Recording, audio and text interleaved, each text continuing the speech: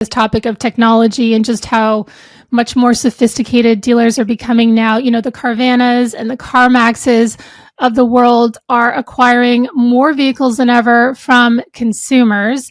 And these are companies that see themselves as technology companies. How can dealers use technology to compete with these large used vehicle aggregators?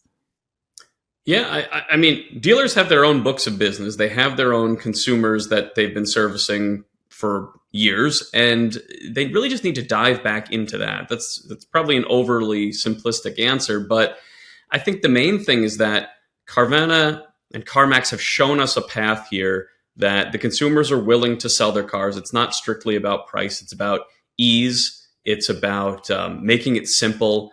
It's about getting all the ups and all the at bats that you possibly can. And the main thing is having a process. And that's where Carvana and CarMax have just, I think, beat everybody hands down, is that they have that process. They, and they really, really stick to it. And over time, that's just how they gain incrementally. But we can all learn from that. There's nothing that they do that other dealers can't do. The technology exists, the appraisal solutions exist. And so if you really own that, like those guys do, I think you're set up for success. Mm-hmm. Well, I know, Joe, you've been connected to automotive retail for quite a while now. And with everything going on, what do you believe are the most significant risks, and or challenges facing wholesalers and remarketers, in this current climate?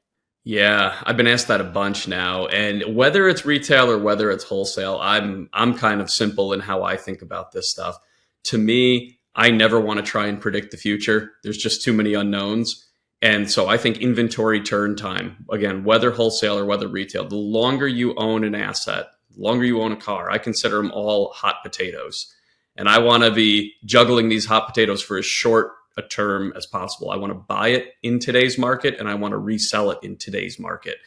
If I'm holding something for 30, 60, 90 days, or in some cases longer, you're exposing yourself to just way too many unknowns. And, tariffs can change and the economy can change and interest rates can change, recalls can change.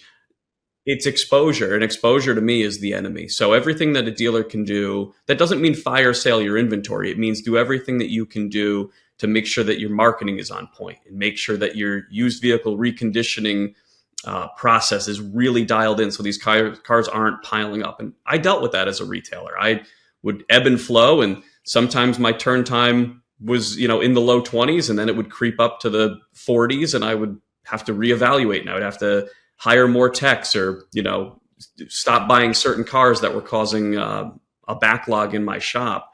But that constant evaluation, looking in the mirror and seeing where your bottleneck is to avoid turn time delays, I think is the best thing you can do.